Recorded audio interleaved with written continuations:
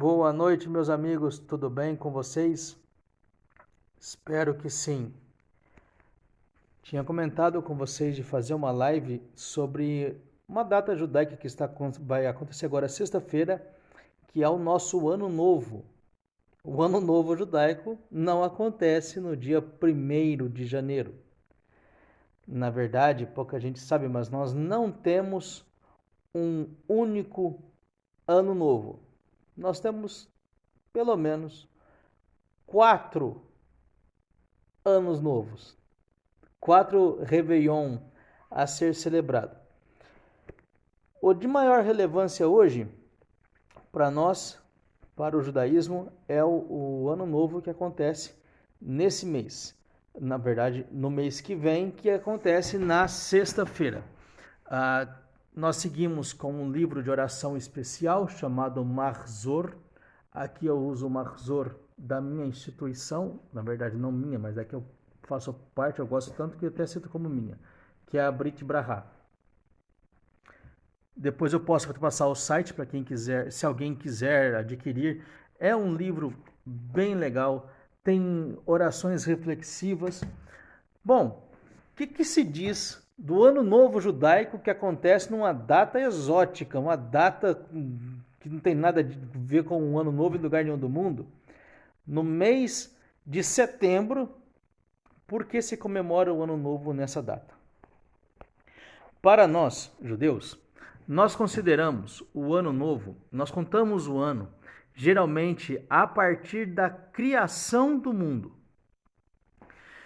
De acordo com a nossa crença, no dia 1º do mês 7º, chamado mês de Tishrei, acontece o aniversário da criação do mundo. E além disso, também acontece o dia da coroação de Deus como Rei do Universo. Então nós celebramos o Ano Novo no calendário hebraico no 7º mês do ano. Coincide mais ou menos com os nossos meses de setembro, alguns anos com o mês de outubro. O calendário judaico também é diferente em sua formação. Enquanto o calendário gregoriano é um calendário solar, o calendário judaico é um calendário lunisolar. Tanto se considera o ciclo da lua quanto do sol. Então são feitos alguns ajustes. As contas de calendário são bem complexas e eu confesso que eu sou um analfabeto para conta. Eu sou um burro completo. Matemática não é meu forte. Se fosse, eu não teria feito direito. Acho que direito já é a fuga de todo mundo que se lasca em matemática. Mas só para vocês saberem, o calendário judaico baseia os meses com um evento astronômico chamado Lua Nova.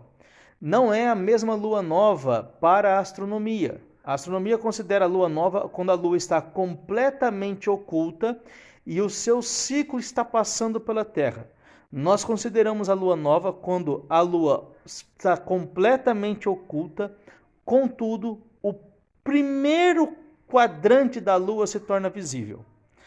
Então, se nós estivéssemos num tempo antigo onde as contas matemáticas não são tão precisas, no dia de sexta-feira, agora, nós já temos como dia do aparecimento da lua. Testemunhas estariam em locais estratégicos em Israel, procurando o vestígio da lua. Quando a lua fosse avistada, possivelmente a lua vai ser vista por volta das 8 horas da manhã. Então, mais ou menos nesse horário, quando eles avistarem a lua, as pessoas que viram a lua nova correriam até o Sanhedrin. O Sanhedrin é conhecido no Ocidente como Sinédrio, por conta das citações do Novo Testamento. Eles correriam até o Sinédrio, que seria o STF de Israel dos tempos bíblicos, o Supremo Tribunal Judaico, e ali eles diriam para o presidente do Sinédrio e também para o sumo sacerdote, para o Kohen Hagadol, que a lua foi vista. Imediatamente, eles iriam convocar testemunhas. Se 2 testemunhas confirmassem que a lua era vista, Então o sumo sacerdote mandava que se consagrasse a lua. Então era emitido um édito que a lua passa a ser consagrada. Aquele dia passa a ser então o primeiro dia do mês do calendário judaico. Interessante que quando isso era feito, como nós já tínhamos vários judeus no exílio, o Sanhedrin, o Sinédrio, também preparava um sinal de fogo para os judeus da diáspora, para que todos soubessem que lá em Israel a lua nova foi consagrada. Então, quando passava a noite, eles acendiam tochas e giravam essas tochas e tinham o sentido certo de fazer isso. Então, o próximo judeu, ao ver aquele sinal de fogo, repetia o sinal e repetia, para vocês terem uma ideia de tanto que esse sistema era eficiente. No mesmo dia, em mais ou menos 4 horas, de Jerusalém até Bagdá, todos os judeus estavam sabendo que a lua nova foi consagrada em Israel. Uma das birras que nós temos com os samaritanos é que eles tentavam simular esse sinal de fogo em dias errados para confundir os judeus da diáspora. Então, o nosso mês, ele é marcado pelo primeiro evento astronômico, que é a lua nova, primeiro quarto dela, o primeiro quadrante da lua nova visível. Aconteceu isso, então começa-se o mês e ele só encerra quando a lua desaparecer completamente e o novo quadrante for visto. Fora isso, nós temos assim, alguns eventos precisam, o ano judaico deveria ter 12 meses. Só que alguns eventos necessitam acontecer nas datas corretas. Por exemplo, a festa de Páscoa, em hebraico, Pesach, na verdade, Pesach não é festa, Pesach é sacrifício. A festa é Hag Matzot, festa dos ázimos. Pesach é sacrifício. Mas a gente chama de festa de Pesach. Então, vamos usar o nome já dado pelo nosso povo há muito tempo. A festa de Pesach acontece no mês de Aviv. E o que é o Aviv? O Aviv é o despontar da espiga de cevada. E a espiga da cevada só desponta na primavera. Então, na primavera, em hebraico também se diz Aviv. Então, o que é o Aviv em hebraico? 2 coisas. A chegada da primavera e o despontar da espiga da cevada, que só acontece na primavera. Então, o mês do Aviv é o primeiro mês da primavera. E é nesse mês que tem que acontecer a Páscoa. Então, se eu tenho um calendário somente lunar, vai acontecer que pelas diferenças de dias, como o calendário tem entre 28, 29, 30 dias, 29, 30, 29, 30, vai acontecer que daqui a pouco eu estou comemorando Pessah no outono. Isso, por exemplo, acontece no calendário muçulmano. Como os muçulmanos não têm um rigor nos ajustes das contas deles, então às vezes acontece o Ramadã, que deveria ser um jejum de inverno, acontece no auge do verão, porque falta ajuste. Então o calendário hebraico, para ter os seus ajustes devidos por conta do seu caráter lunar, é considerado um mês para um ano bissexto. Então nós acrescentamos um mês inteiro para poder ajustar o calendário e fazer com que as festas fiquem certo. Festa de primavera na primavera, festa de outono no outono, festa do inverno no inverno e assim sucessivamente. Vamos lá então. De onde se surge que o Ano Novo Judaico se comemora no 7º mês? Veja, pela própria contagem dos meses hebraico, o Ano Novo deveria começar no 1º mês, não no 7º. Pelo menos é a lógica. Veja bem, tem um fundamento nisso. Antes, nós temos que entender quando surgiu o 1º mês do calendário hebraico. Os judeus já estavam com uma cronologia passando. Quando chega na data da saída do, do Egito, o eterno Hakadosh Baruch Hu, santo bendito seja ele, diz para Moisés: este vos será o primeiro mês. Só que aquele não era o primeiro mês, aquele era o sétimo mês. Mas, como o Eterno está transformando o sétimo mês no primeiro mês, o que acontece quando a gente chega no sétimo mês? Shalom, Diego. Ok, meu amigo. Vou tentar deixar a live gravada. Muda-se o ano. Então, por isso que nós comemoramos o Ano Novo Judaico no sétimo mês e não no primeiro mês. Outras situações que poucas pessoas sabem é que nós temos 4 anos novos dentro do calendário judaico. Quando a gente fala isso é um pouco estranho. As pessoas falam assim, mas 4 anos novos? Sim. No nosso calendário brasileiro, nós também temos vários anos novos. Que loucura é essa? Calma que eu explico. Vamos pensar o seguinte. Qual é o ano fiscal? Nós temos assim, o ano corrido de janeiro, 1º de janeiro a 31 de dezembro. Beleza, esse é o ano que muda a data. Para os fins fiscais, qual é o ano que conta? É assim? Não. Você tem que entregar a sua receita, a sua declaração de renda até, se não me engano, final de abril, porque o ano fiscal começa no dia seguinte. As empresas têm que fechar o balanço patrimonial até março ou abril, porque o ano fiscal não começa em janeiro. O ano fiscal começa, se não me engano, em maio, de maio a maio. Pessoas que trabalham com indústria, registro de carteira, database de convenção coletiva, nem sempre ela começa em janeiro. A sua convenção coletiva, de repente, vai começar em agosto. Você recebe o reajuste salarial não em janeiro, 1º de janeiro, porque esse não é o ano novo para a sua categoria de trabalho. Você vai receber o seu reajuste salarial quando vencer a data base, depois de um certo tempo, em agosto, dia 31 de agosto, venceu a data base. Então a convenção coletiva tem que vir em setembro, é ali que vai vir determinado o seu reajuste de salário. Ano novo para o aluno estudante, o aluno de escola. Começa dia 1º de janeiro? Não, o ano letivo não começa em janeiro, ele começa em fevereiro ou março e termina no dia 30 de novembro. Antes de dezembro você já sabe quem está para o próximo ano e quem não está para o próximo ano. Na minha época ainda tinha uma tal de inferno, de uma recuperação, não tirava média na matéria, tinha que ficar quase até o Natal na escola. Então veja, no próprio calendário brasileiro, nós temos algumas situações de contagens diferentes. E na Bíblia não é diferente. Na Bíblia nós temos em especial 4 formas então de nós contarmos o ano.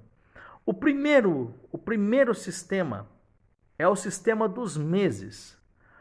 O mês começa em Nissan, na primavera, mais ou menos entre março e abril do nosso calendário. Só que a virada do ano acontece agora no 7º mês do calendário hebraico, no mês de Tishrei, que coincide esse ano com o mês de setembro. Então, na sexta-feira, ao pôr do sol, para nós judeus, será o ano novo. Nós estamos mudando o ano. Nós estamos no ano 2020? Não. Nós não contamos os anos conforme o calendário gregoriano. Nós contamos o ano numa conta que nós atribuímos de ser a criação do mundo. Também é diferente. Outro ano novo que nós temos. Antigamente nós tínhamos uma proibição da lei judaica. Ela proibia, quando nós chegássemos na terra de Israel, ninguém poderia comer do fruto das árvores até o 3º ano. Quando você planta uma árvore, você não pode comer do fruto dela até o 3º ano dela. E afinal, como é que se conta o ano novo para o fruto? Então nós temos mais uma contagem. Por volta do 10º mês, é um mês que já encerrou as chuvas. Então, é um mês onde já aconteceu as árvores estão soltando flores e vai começar o processo de frutificação das árvores. Então, para o 3º ano com relação às árvores, nós contamos no dia 15 do 10º mês. Então, cheguei em Israel, plantei uma árvore. Beleza, não posso comer do fruto dela por 3 anos. Desde quando eu conto isso? Desde o dia 15 do 10º mês. Então, passou o dia 15 do 10º mês, 1 ano. Dia 15 do 10º mês, 2º ano. Dia 15 do 13º, 3º ano. E agora eu preciso saber, esse fruto se formou antes do 15 do 10 ou depois? Se ele é posterior, ele tem mais de 3 anos, então eu posso comer ele. Se ele formou antes, ou a flor dele formou antes, e ele estava com menos de 1/4 de formação, ele é do ano antigo, eu não posso comer ele. Então, um outro ano novo que nós temos são os ano novo das árvores. Dia 15 do 10º mês, para nós também temos essa contagem. Uma outra contagem, essa também tem a ver com a nossa lei judaica. São com os dízimos dos animais. O animal primogênito, para poder ser resgatado, e também os dízimos dos animais criados, eles eram contados a partir do 6º mês. Nós chamamos o mês de Elul. É o mês que nós estamos agora. Nós estamos nos últimos dias do mês de Elul. Então, no mês de Elul, eu contava a vida daquele animal. Não contava quantos anos ele tinha do nascimento dele. Eu contava a partir do mês de Elul. Quantos meses de Elul esse bicho já tem vivo?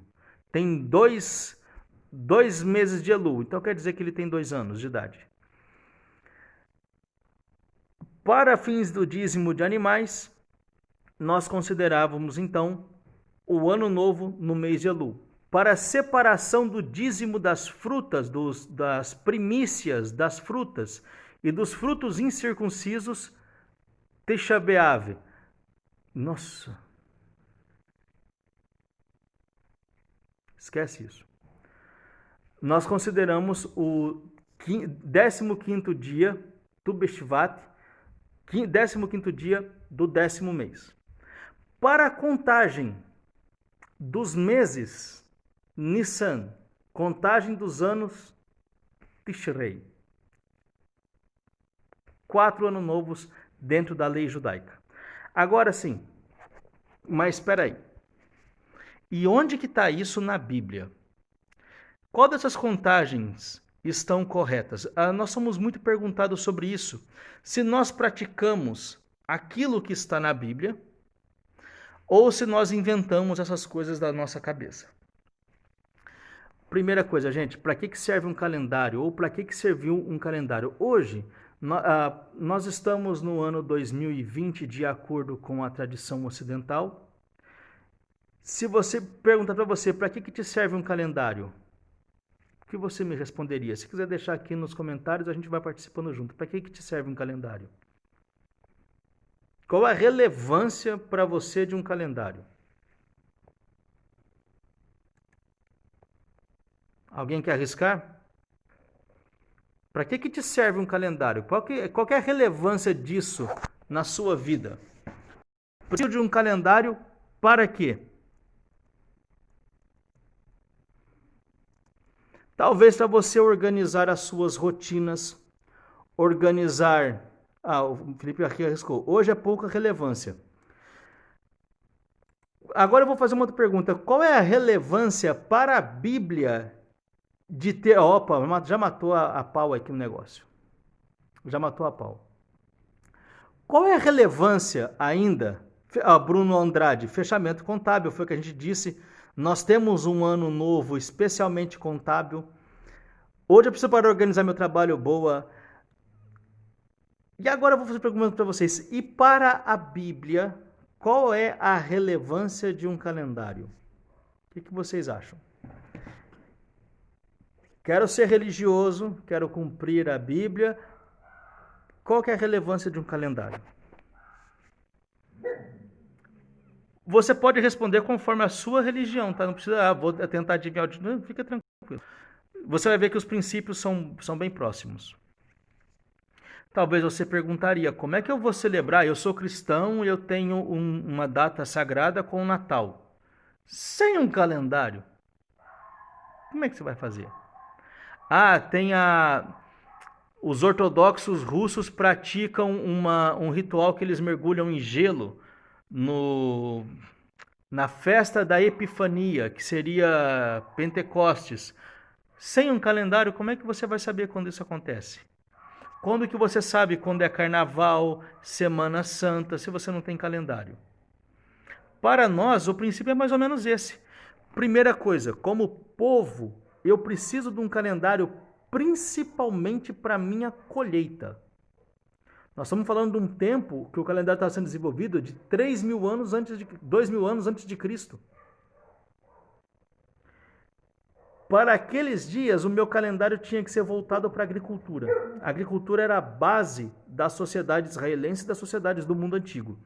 Segundo, para que eu saiba o cumprimento dos dispositivos dos dias sagrados. Se eu não tenho calendário, como é que eu vou acertar isso?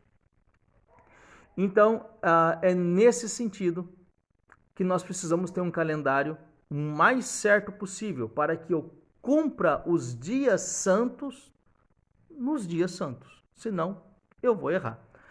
Então, só para vocês terem uma ideia, hoje, na nossa contagem de ano, nós estamos no ano 5.780 e na sexta-feira, no pôr do sol, nós vamos entrar nos 5.781 anos desde a criação do mundo.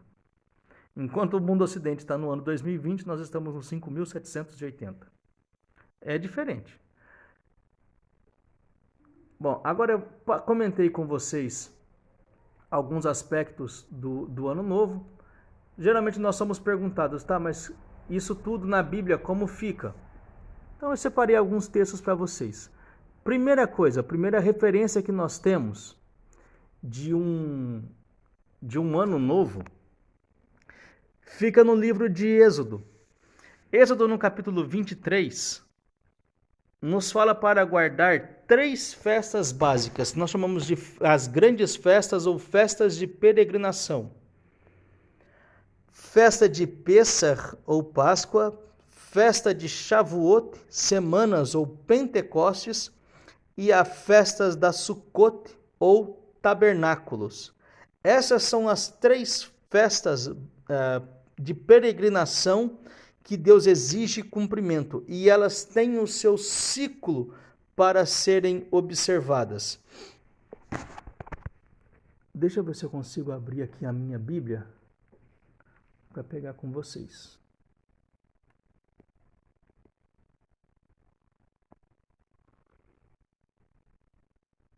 Então, primeira coisa, como eu vou saber a data de comemorar Pêssar? Outra coisa, Ano Novo, no mês 7º. Por que o nosso calendário coincide com as práticas de Babilônia? Com o calendário de Babilônia? Seria essa prática uma cópia do que os babilônicos faziam ou realmente a Bíblia apoia que se comemore o Ano Novo no mês 7º, quando o próprio Deus diz, Êxodo 12:2, este mesmo mês vos será o princípio dos meses, este vos será o primeiro dos meses do ano. Se Deus determinou que o mês de Nissan é o primeiro, por que a gente não celebra o Ano Novo nesse mês, e sim no mês 7º? Não estaríamos nós desobedecendo a ordem de Deus e celebrando a festa do Ano Novo no período errado? Tem gente que diz que sim. Veja bem, aqui tem um negócio. Êxodo 23, versículo 14 e 6, diz assim: 3 vezes no ano me celebrareis festa. A festa dos pães ázimos guardarás. 7 dias comereis pães ázimos, que é a festa de Páscoa, como tenho ordenado ao tempo apontado no mês de Aviv, primeiro mês do calendário hebraico. E ninguém apareça perante mim vazio. Depois diz, a festa da cega dos primeiros frutos do teu trabalho, que houveres semeado no campo. Agora, legal, essa é a festa de Pentecostes. E depois vem a festa da colheita na saída do ano, quando tiveres recolhido do campo o teu trabalho. 3 vezes no ano todos os teus homens aparecerão diante do Senhor teu Deus. Então a própria Torá nos indica que o mês de fechamento da colheita, que é o mês de Tishrei, que acontece a festa de tabernáculos, é o último mês do ano. É a saída do ano. Então a troca do ano não poderia ser em Nissan. Ela tinha que acontecer no outono. Não é na primavera, é no outono. Talvez os semitas, os antigos israelenses, entenderam que não seria no 8º mês que se faria, mas já que esse é a saída do ano, então ele também é o início do ano, e anteciparam o começo do ano para o começo do 7º mês. Uma prática antiga. Nós vamos ver outros exemplos.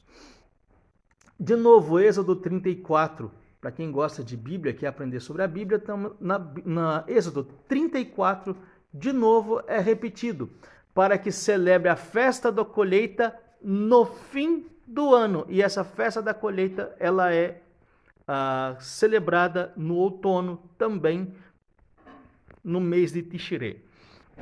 Uma peculiaridade do calendário hebraico é que as colheitas em Israel, elas são anuais, elas têm ciclo. Então, no 7º mês, é o tempo da colheita do figo e da uva. Depois disso, eu não tenho mais fruta. Como vai começar as chuvas, entre o 7º, finalzinho do 7º mês, vem as primeiras chuvas. No 8º mês é mês de chuva, então eu preciso começar a preparar o solo para semear no 8º mês. Então a colheita tem que acontecer no 7º. Findou o 7º, o solo tem que estar preparado para a nova semeadura. Senão eu não vou ter colheita para o próximo ano. E os primeiros frutos, que são a cevada e o trigo, eles abrem na primavera, mais ou menos março, abril, maio. Esse é o tempo de florescer deles. Eu sempre vou ter em Israel trigo e cevada nesses meses. São plantações de estação. Hoje, com as agriculturas modernizadas, hoje com maquinário que se pode irrigar de forma artificial, eu consigo até uma mudança nesse clima, uma mudança nesse ciclo. Porém, ainda tenho as temperaturas que podem afetar na minha colheita. Mas eu pensando aqui, em 300 anos atrás, onde isso não existia, eu era dependente direto das condições climáticas para poder ter a minha semeadura. E, óbvio, o mais importante não é semear, é colher. Então eu preciso semear quando as chuvas estão começando, quando o solo já está preparado para que essa planta consiga ter nutriente, resistir meses que virão de seca, e principalmente a cevada e o trigo, que são o componente básico da refeição ainda da Ásia, principalmente do Oriente Médio, já estejam prontos. Veja que os pratos do Oriente Médio são todos à base de trigo. Basta você ir num restaurante árabe, você vai ver, quase todos os pratos vão trigo. Tabule, quibe, esfirra, seja de trigo ou seja na forma de farinha, vai trigo. Então esse é o elemento, vou dizer assim, o grande matador de fome do Oriente Médio é o trigo. A cevada vem em segundo lugar, junto com eles ainda o azeite. Para isso tudo der certo, preciso ter plantação encíclica conforme um calendário preciso que me indique quando plantar, quando semear, quando colher. E mais, As festas bíblicas da colheita têm que acontecer na data certa. Se errou o tempo da semeadura, além de um prejuízo para a colheita, você ainda não cumpre os preceitos bíblicos. Por isso que o calendário aqui era uma questão bem séria para nós. Uma outra contagem que a gente vê, para promessas, pagamento e contagem dos reinos, elas sempre começavam no primeiro mês do ano. Então, sempre no mês 1, no mês de Nissan. Mas a contagem numérica dos anos não acontece no mês 1, acontece no mês 7º. Um exemplo disso nós temos em 1 Reis 6, versículo 1, quando fala do reinado de Salomão. E sucedeu que no ano de 480, depois de saírem os filhos de Israel do Egito, no ano 4º do reinado de Salomão sobre Israel, no mês de Ziv, que é o segundo mês, começou a edificar a casa do Senhor. Olha que interessante. No mesmo capítulo, no versículo 37, diz assim: no mês 4º se pôs o fundamento da casa do Eterno, no mês de Ziv, que é o segundo mês. E no ano 1º, no mês de Bul, que é o mês 8º, se acabou essa casa com todas as suas coisas e com tudo que lhe convinha, e edificou em 7 anos. Se eu fosse considerar a contagem de anos, de acordo com a contagem atual, eu não teria 7, eu teria 8 anos, não 7. Mas como para a contagem de reinado se contava a partir do mês de Nissan, então no ano 4º, no mês 2º, até o ano 8º, eu não cheguei no 9º Nissan, conta-se 7 anos. Se fosse contar no mês de Tishire, daria a virada do ano, essa conta estaria errada. Tem algumas pessoas até que usam isso aqui. Tá vendo como o ano novo não poderia ser no 7º mês? Calma que nós vamos chegar lá. Vocês vão ver ainda uma outra situação. Agora é onde eu queria chegar. Existe uma outra contagem dentro da Bíblia que mostra que o ano foi contado não no primeiro mês do ano, no mês de Nissan, mas de acordo com o nosso calendário, da forma como fazemos, no 8º mês.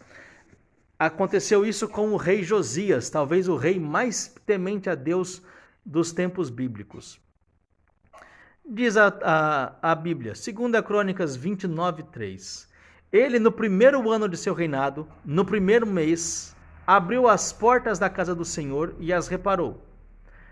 29:17. Começaram, pois, a santificar no primeiro dia do primeiro mês, e ao 8º dia do mês vieram ao alpendre do Senhor e santificaram a casa do Senhor em 8 dias. E no dia 16º do primeiro mês acabaram. Crônicas 30, versículo 2. Porque o rei tivera conselho com seus príncipes e com toda a congregação de Israel para celebrarem a Páscoa no 2º mês. O que acontece aqui? O rei Josias faz uma reforma estrutural em todo Israel. Eles acham o livro da lei de Deus perdido dentro do templo. Quando ele lê a lei de Deus, ele fica desesperado.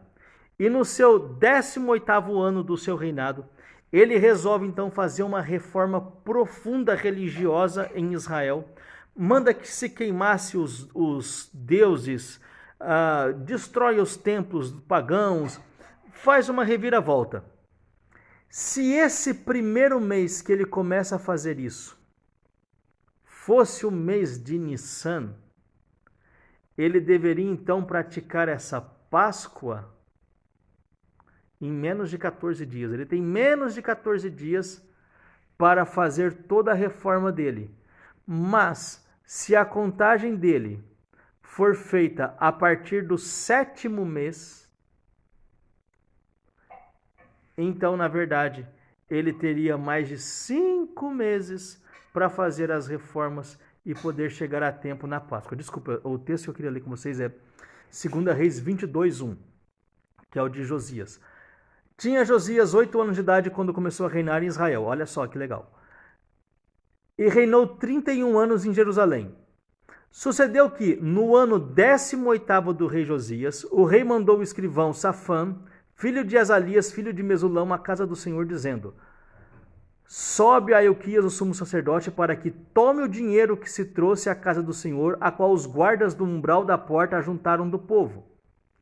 Então disse o sumo sacerdote Ilquias ao escrivão: achei o livro da lei na casa do Senhor. E Ilquias deu o livro a Safã e ele o leu. Agora, do 2 Reis 23. Porém, no 18º ano do rei Josias, esta Páscoa se celebrou ao Senhor em Israel.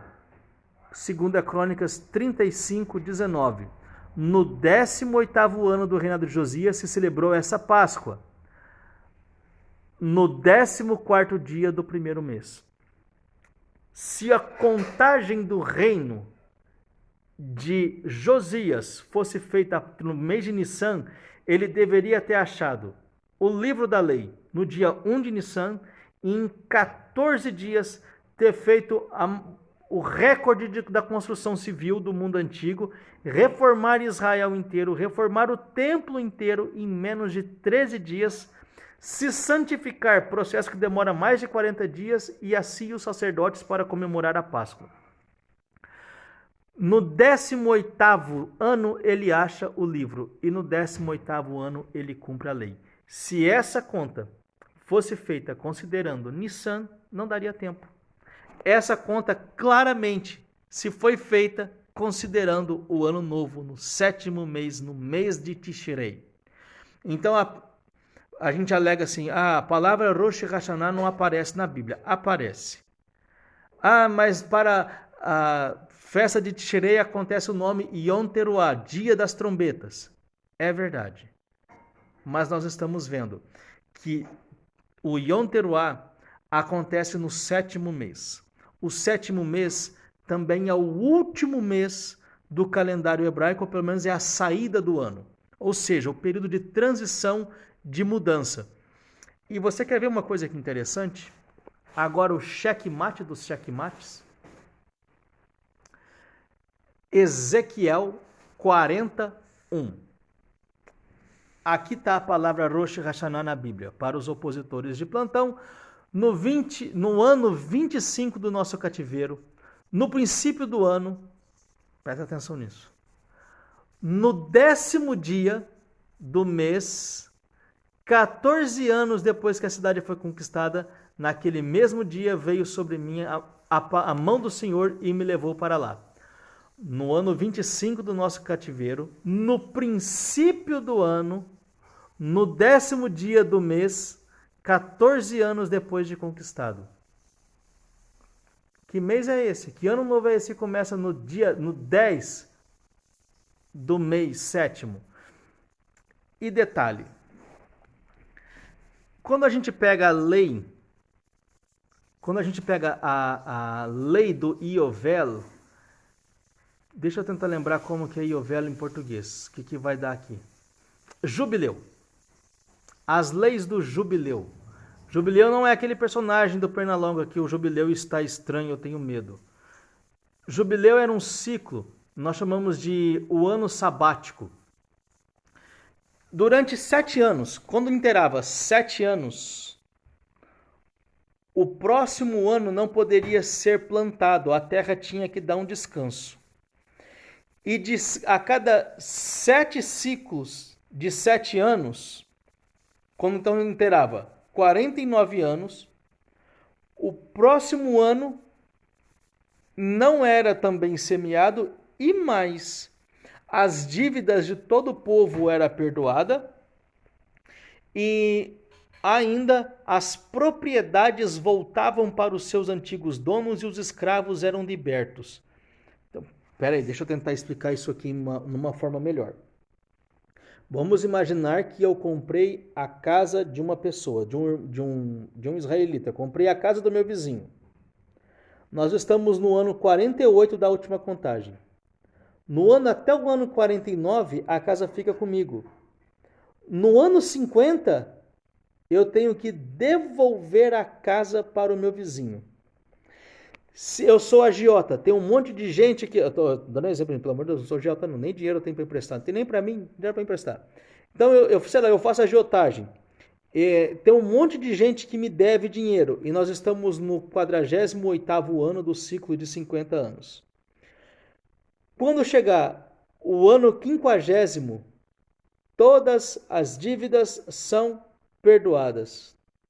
Ah, mas e as pessoas que não te pagaram? Paciência. E, peraí, Daniel. Vocês têm 4 anos novo. Quando que aconteceria isso? Então, contei um ano. Então, estamos no 49º ano. Deu início dele. Até quando que eu tenho para receber dívida? Porque depois dessa data eu não posso mais cobrar. E até quando eu posso semear ou colher os frutos da terra? A partir de quando começa o 50º ano que eu tenho que perdoar as dívidas e que estou restrito na minha plantação? Quem se lembra?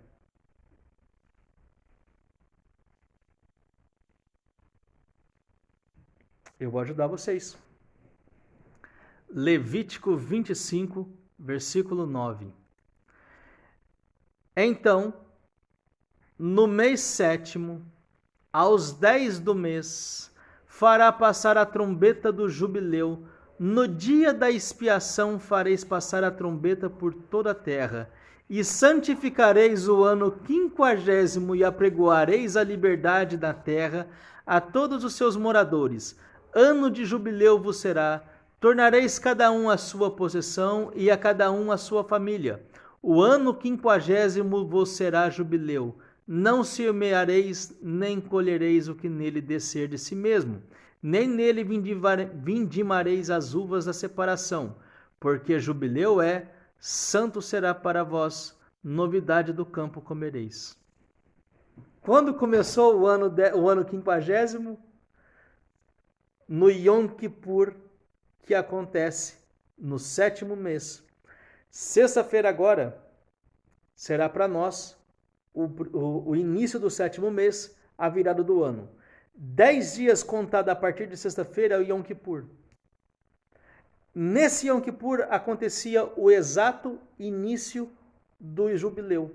A virada do ano não se deu em Nissan. A virada do ano para o jubileu se deu no 7º mês. E afinal, o que acontece? Como os judeus comemoram esse famigerado Ano Novo? Nós temos que o mundo passa por juízo nessa data. Nós acreditamos que um juízo preliminar é feito no primeiro dia do ano e as pessoas são sentenciadas 10 dias após, no dia do Yom Kippur. Essa sentença se torna definitiva. E o ano que inicia, a pessoa pode ser selada com uma consequência ruim pelo que ela fez no ano anterior, ou pode ser selado para boas coisas no ano seguinte. Para nós esse é um momento que nós chamamos um momento de total introspecção, é o verdadeiro fechamento para balanço. Nós começamos a avaliar que tipo de ser humano eu fui no ciclo que passou. O que eu fiz pelos meus semelhantes, o que eu fiz pela minha família, o que eu fiz para a minha comunidade, quem eu fui. E eu tenho que responder a pergunta, por que eu mereço mais um ano de vida? Nós tocamos o shofar, nós temos basicamente 4 toques do shofar. O shofar é um instrumento feito com chifre de animais. Pela tradição ele não pode ser chifre de boi, mas ele pode ser chifre de outros animais. Por exemplo, o antílope, o que chama aquele negócio, tem até no Rei Leão, gazela, carneiro, Só o de boi que é meio complicado. O de boi a gente não gosta, não usa. Tem gente que usa, mas a tradição proíbe chifre de boi. Então o chofar, essa trombeta, vamos dizer assim, no interior de São Paulo a gente chama de berrante, de chifre de animais, eram feitos alguns sons. O primeiro som, ele é um som longo. Esse som nos lembra a separação que houve entre o homem e Deus quando o homem pecou. Depois nós temos 3 toques curtos ou menores. Esse toque nos lembra como se fosse a tristeza pelo pecado. Depois nós temos 9 curtos muito breves. Para nós ele simboliza como se fosse um choro, um soluço, um choro interrompido, mostrando a lamúria extrema que Deus sentiu quando o homem pecou. E depois nós temos um toque grande, longo, com uma última explosão. Esse toque nos lembra o juízo que veio quando o homem pecou. E não só isso. No mundo antigo, quando eu iria apresentar um rei, então era feito os toques dos instrumentos das trombetas para anunciar a chegada do rei. Para nós, o toque da trombeta nos anuncia que Deus está vindo e que como nós estamos para receber Deus. Nós temos que estar preparados para coroar Deus no dia do Ano Novo. Ainda não basta coroar Deus. Se eu reconheço que Deus é rei, eu tenho que assumir para mim o jugo do reino dos céus. Eu tenho que aceitar o reino dos céus sobre mim. E afinal, o que é o reino dos céus? Vocês têm que saber. Quem lembra o que é reino dos céus? Tem cristão me assistindo aqui, ó. Vocês têm que saber o que é reino dos céus. Quem arrisca?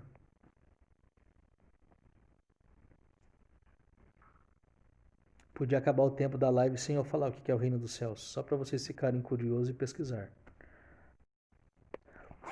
O reino dos céus é aceitar que Deus está acima de nós, na direção e no domínio do mundo, e nós, como súditos, devemos tomar para nós as leis de Deus para a nossa vida e nos portar de acordo com essa lei.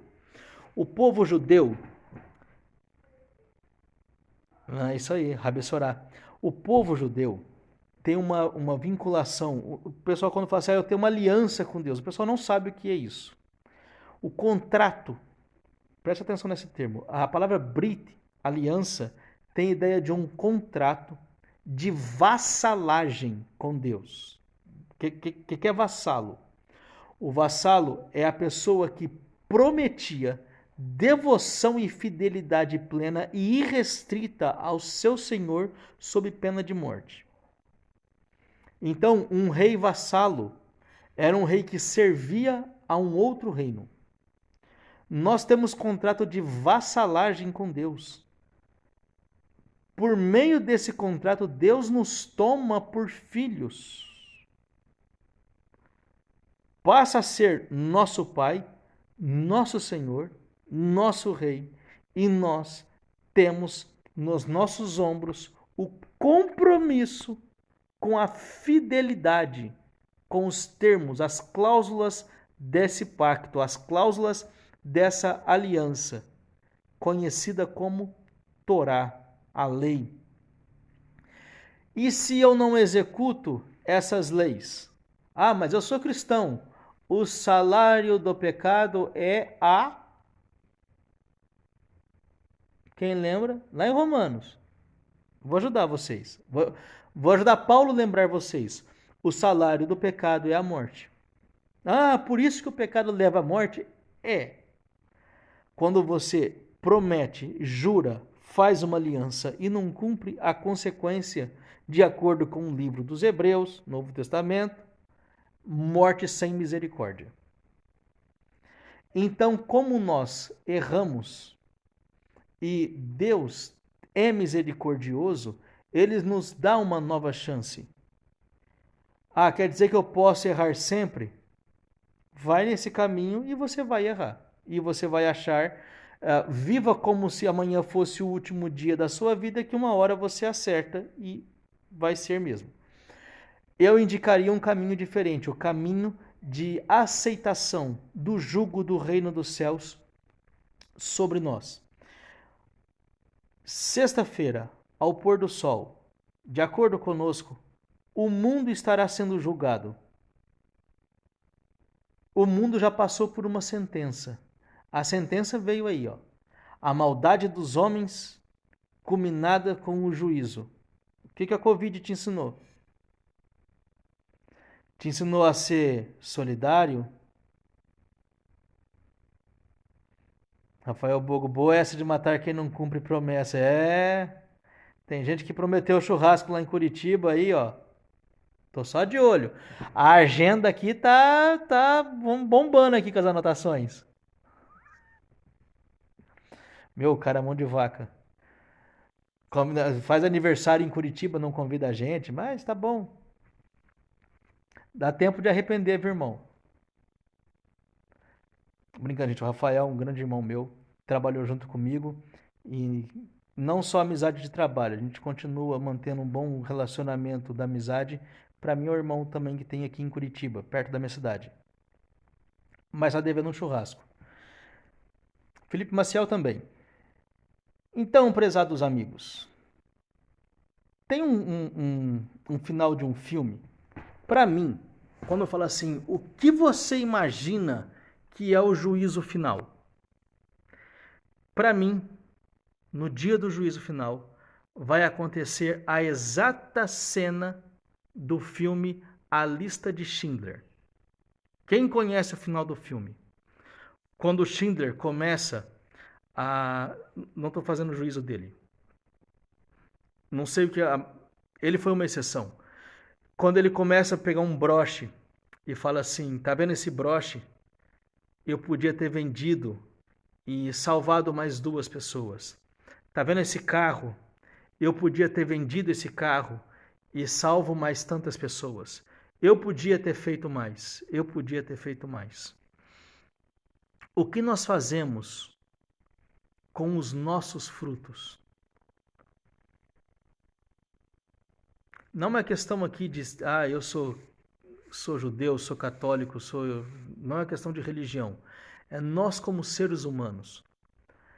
Que ser humano eu sou, o que eu construo e quem eu posso ser. Eu trabalho para comprar carro bonito mesmo, para casa bonita. Você trabalha só para isso? E quando você passa diante de um semelhante seu que está aí passando por necessidade, qual é a nossa relação? Eu não vou dar dinheiro para ele, ele vai comprar cachaça. E você não vai comprar cerveja? Quando você receber seu salário? Não vai gastar tudo com o seu carro? Com a sua casa nova? Que tipo de ser humano nós estamos sendo? Vou contar 2 casos aqui. Talvez a gente já consiga encerrar. Todos os seres humanos são como se fosse uma única pessoa. Nós estamos interligados. Quando eu vejo uma pessoa fazendo uma besteira, se afundando, e eu não faço nada para impedir ela, é como se eu estivesse num cruzeiro, naviozão no meio do mar, todo mundo no mar, e alguém fala assim, quer saber de uma coisa? Esse assento aqui é meu, eu vou fazer um furo nele. E eu olho para ele e falo, a vida é sua, o buraco é seu, o assento é seu, faz o buraco que você quer. O que acontece no final é que aquele buraco vai afundar o navio inteiro. Não é assim. Se eu vejo meu vizinho começando a se envolver com droga, uma hora o dinheiro dele vai acabar. Uma hora os pais deles não vão aguentar mais. Qual é a casa que ele vai entrar para roubar coisa para vender droga? Viu como o buraco dele me atinge? Viu como eu tenho um dever para com ele? Não é sobre mim. Não é só sobre mim. O que eu posso fazer para transformar o mundo? As pessoas perguntam muito sobre dízimo. Afinal, o que é o dízimo? A terra de Israel, de acordo com Deus, Deus fala assim: a terra de Israel é minha e não é de vocês. Eu estou emprestando para vocês essa terra. E os frutos dela é para quem eu escolher, é para a tribo de Levi. Só eles podem comer da terra, dos frutos da terra. Vocês não vão comer. Mas nós vamos comer o quê? Vocês querem comer da terra? Então faz o seguinte, já que a terra é minha, vocês vão plantar, vocês vão comprar o direito sobre essa terra, de usar a terra. 10% do que vocês produzirem é meu. Vocês vão dar para os levitas. Os outros 90% é de vocês. Ah, você está falando que eu devo dar o meu dízimo na igreja? Não. Estou dizendo que o mundo pertence a Deus. Isso faz parte de reconhecer Ele como o Rei, coroar Deus, aceitar sobre nós o jugo do reino dos céus. E agora eu pergunto, o que você faz para usar as coisas que Deus te deu? Ou a pergunta, o que eu faço para aproveitar, usufruir das coisas que Deus me deu? Uma construção simples, eu sempre falo isso.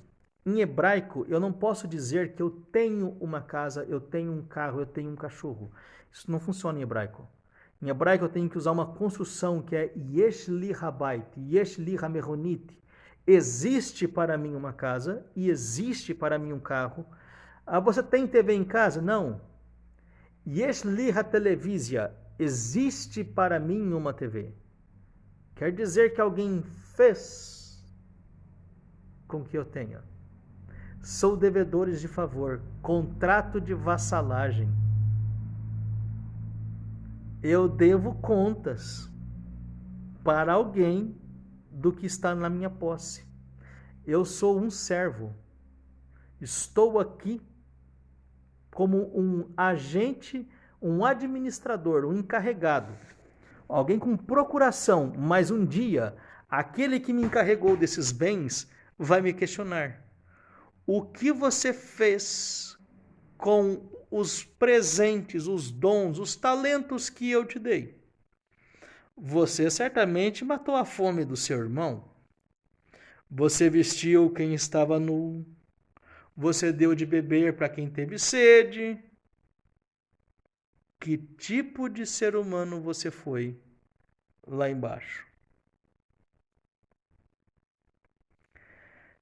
Nós temos uma chance de fazer diferente. Sexta-feira, o pôr do sol, o mundo está sendo julgado. Os livros começam a ser abertos, as crônicas da vida de cada um começam a ser passadas a limpo. Os pensamentos, as palavras ocultas, tudo isso diante do juiz. Deus é tão misericordioso que Ele nos dá 10 dias para nós, aqui não é só introspecção, é ação, mostrarmos em 10 dias que podemos ser diferente e merecer mais um ano. Quando a gente fala de mérito, as pessoas falam assim, mas eu só faço atrapalhada. Deixa eu te contar uma. Quando você pega, por exemplo, Josias, o rei Josias, referido como um reformador da fé bíblica, Deus fala algo para ele. A Bíblia registra algo dele. Andou nos caminhos de Davi, sem desviar nem para a direita nem para a esquerda. Salomão, Deus fala para ele, se tu andares no meu caminho como andou Davi teu pai. Aí você pensa, Davi era homicida. Davi era um monte de coisa.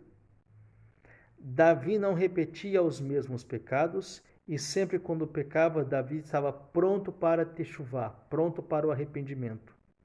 Arrependimento não é só um sentimento que você tem de não querer aquilo. Arrependimento é conversão, é mudar o sentido da vida. Rosh Hashanah, o ano novo, está chegando. E 10 dias depois dele, Yom Kippurim. Nossa live acabou. Espero que vocês tenham gostado. Que o Eterno abençoe cada um de vocês. Um beijo na alma. Shana Tová Umetuká.